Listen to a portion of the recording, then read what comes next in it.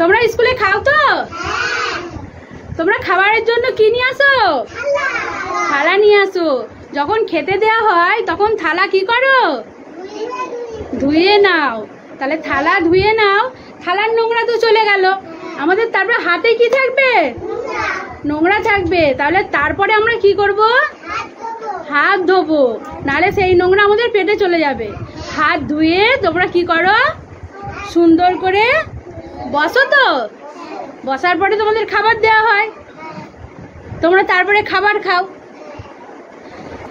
আমাদের পরিষ্কার পরিচ্ছন্নতা নিয়ে একটা ছড়া পড়ায় আজকে। সবাই রেডি? শুরু করি।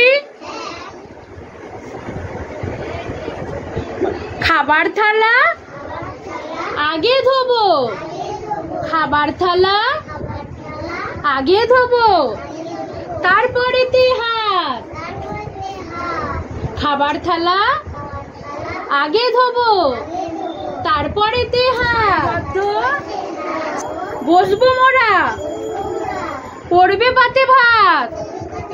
সারিবদ্ধ বসবো মোরা, পড়বে পাতে ভাত। খেয়ে নোংরা রাখবো না, খেয়ে নোংরা রাখবো না। নোংরা মেঝে করবো না, নোংরা মেঝে করবো না। কেন্দ্র মোদের ঘরের সমান, সাফাই করে রাখবো মান।